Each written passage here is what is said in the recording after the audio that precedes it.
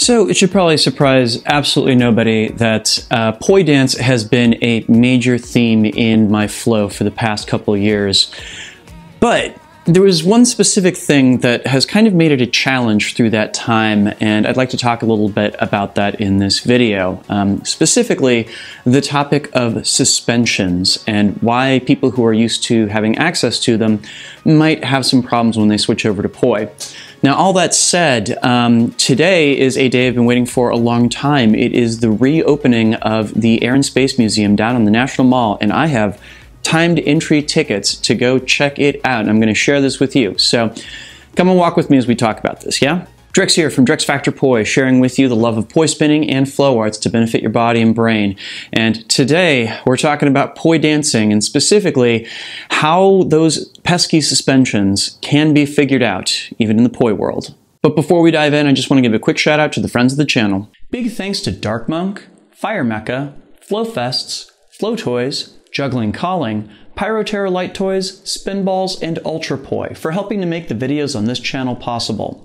You can learn more about all these amazing businesses and what they're doing to support flow artists like yourself by checking out the links that I've got down in the description of this video. And special thanks to non-business friends of the channel, Johnny Howard, Lane Machinsky, and Becca Bekkonen. Thank you all so very much for your support for my work and my mission. Y'all, I am running late here.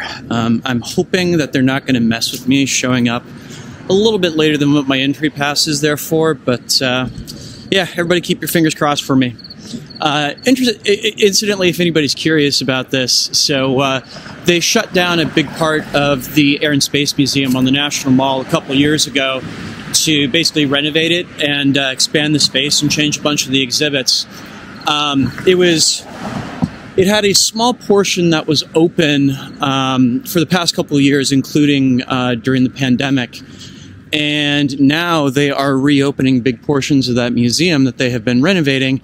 And today is literally the first time the general public has seen any of these new parts of the museum. So I'm really, really excited to check this out. Okay, so all that said, let's talk a little bit about suspensions and what they have to do with poi. So, when I first started learning how to dance more than a decade ago, it was like one of the most difficult things I have ever tried to do in my adult life. I had no background or context for it. I'd never done dance growing up. And let's just say that starting it as a 6 foot tall, at the time, like 29-year-old man was definitely not the place on the learning curve that I wanted to be, but try I did nonetheless. And as I was learning how to dance, there was a piece of that puzzle that jumped out at me as being somewhat confusing, and that was the capacity to be able to, as you were dancing, just like stop whatever you were doing and hang out there in a shape for a moment. In the dance world, this is referred to as doing a suspension, and it's something that kind of draws out tension in performances, and it's a pretty integral tool for choreographing to like just about anything you can think of. And of course, as I'm going out here to record, there's a massive freight train going down the tracks. That will have no impact on the audio whatsoever, I bet. Okay, so here's the thing that is kind of unique about poi as a flow prop that a lot of other props don't have in common with it, and that is that you have to keep poi moving more or less in order to get it to do anything. That is, you have to keep imparting energy into it in order to keep it swinging, and it is very, very, very clear when that flow of energy stops, right? It's either the poi just kind of like hang limp and unused for a moment, or you know, you wind up at a point where whatever the poi was doing just a second ago just abruptly stops, and it really sticks out and doesn't look very good. So a lot of the people that I know who were dancers before they got into flow arts tend to favor static props. That is, props that do not have flexible components, things like staves, fans, or triads, because, well, they can take those suspensions any old time that they like. And it's long been a problem for me figuring out, like, is this a tool that we can get to work with poi, or is this just a weird incompatibility between the traditional dance world and the poi world. And you know the funny thing is, I actually have found some solutions for suspensions that do work with poi. There are not many of them, but they do exist, and goodness, do they ever pack a punch. But more on that in a moment, because again, I am up against the clock and I gotta go bike down to the metro station, so I'll see you down there.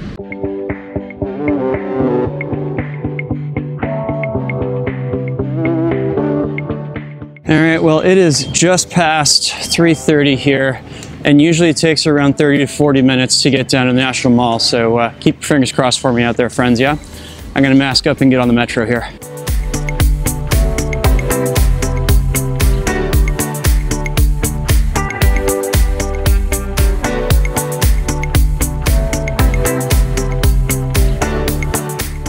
All right, so I just got off the metro. It is 5 after 4 eek, so I gotta get across the mall in order to get to the museum.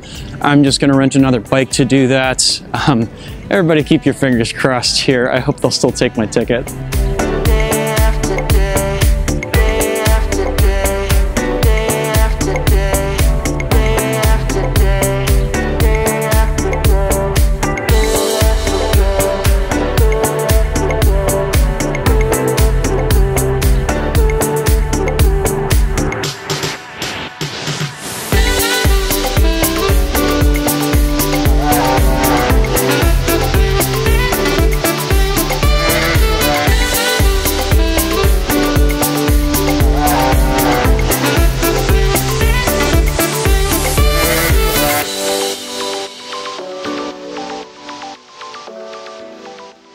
Well, I gotta say that was pretty cool.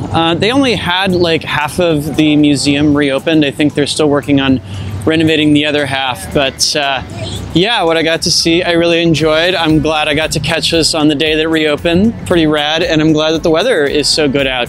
So, let's go talk some turkey about dance, shall we? All right. So, over the years, I have found what I would say are a small list of pretty reliable techniques that help to make those suspensions happen. Some of them actually have been suggested by other artists, and some of them are kind of my own discoveries, but yeah, let's roll through them so I can give you some examples of this in action. So first up, there is a method that has long been championed by Nick Woolsey, which basically amounts to freezing the body in different positions and just keeping the poi moving in static spin. Depending upon your proficiency, keeping the poi spinning at different places around your body, you may find that this works really well for you. I find that the utility of this can be a little bit limited because as soon as you do not have both of your feet planted on the ground, all of a sudden you find that the movement necessary to keep those poi going can sometimes mess with your balance. Now, that said, if you're in a pose where you have both feet connected to the ground, hey, why not? This is definitely an option that works. Option number 2 is stalls. Now, I kind of feel like this is cheating in some ways because, you know, you're getting the poi to stop moving. So, of course, that's going to be a point at which the body and poi can both just hang out for a second. You also have to be kind of careful with this one because basically, depending upon your timing and direction mode, you wind up in places where one or both poi are going to be frozen up, and it'll probably take something like a G-pop to make sure that they're both in the down position, which of course is the only one that is 100% stable when dealing with these kinds of suspensions. This also turns out to be one of those places where doing stuff in together opposites really excels. It gives you access to be able to always have the poi settle in a downward direction. And that, of course, is exactly what you want to see out of some of these suspensions. Next up, we have what's basically a variation on that stall idea, which is to use pendulum stalls, or more specifically, if you feel inclined, vertical stacking in order to find those suspensions. I find, honestly, that the vertical stacking works really, really well for this because it kind of lends itself to creating those suspensions anyway every time you do the stack. There's something about the kind of like locking element to this that I think really fits incredibly well with those suspensions, so I'm actually kind of a big fan of this one. Next up, an old favorite, spiral wraps. Now, spiral wraps definitely have a leg up on some of the other methods for doing this, if for no other reason than if you really get your spiral wraps down, you can freeze that moment when the poi come together and use that as a moment to build tension, which of course is the entire point of doing a suspension in the first place. I use this frequently, both in a two-handed as well as a one-handed kind of orientation, and I just find that it's a great way for me to find those moments of stopping. It's also a great way to, if I'm going to change plane or something like that, all of these things are great options. And finally, a newer option, one that I had actually completely forgotten was on the table, is one that we get from the glow stringing world, and that is shotguns. I've found that shotguns are not only great for finding ways to get into the suspensions that I'm talking about in this video, but also they tend to allow for you to play around with just moving while the poi are frozen. This is something that you don't find with any of the other methods for finding suspensions. Anything else, if you keep on moving, with the possible exceptions of the spiral wrap, you're going to get the poi moving as well and kind of defeat the purpose of the thing. And of course, you can build up even more tension as you move without the poi moving, so that when they do get moving again, it feels like something of a release for the audience. Yeah, I'm going to say I'm a big fan of this. So what I'd like to do is I'd like to give you all a little bit of footage of me using all of these different techniques at different points here, so you can kind of see the efficacy of them. Yeah?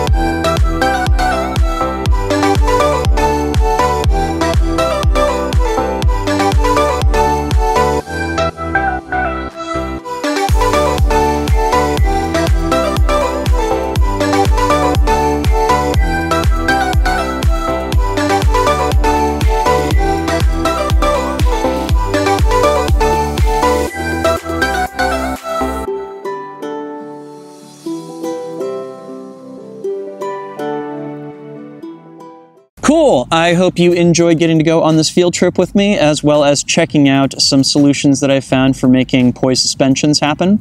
If you got anything out of this video, please make sure to like, share, comment, and subscribe to help other people find it, and of course, to help my channel grow.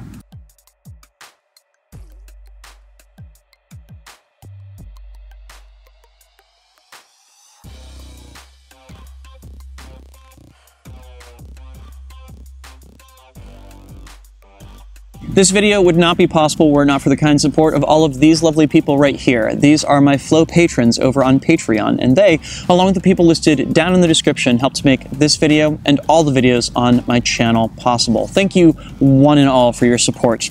Now, if you out there watching are not currently a supporter and you would like to become one, you can do that by heading on over to patreon.com/DrexFactorPoi and signing up. There you can get access to a whole host of awesome rewards. Do that at the link that I include down in the description, or the card that just popped up if you are watching on YouTube. And best of all, you will be supporting me in my mission to bring poi and flow arts to the whole wide world. So go check that out, please and thank you. If you'd like to check out some of my other videos pondering concepts in poi and flow arts, I will go ahead and leave a link to a playlist of said videos up here on screen, as well as a link to a video that the YouTube algorithm thinks that you will like based upon your past viewing habits. So check one or both out. Yeah? Awesome. Thank you so much for watching. Make sure to get out to flow today, and I will see you with a new video on Wednesday. Peace.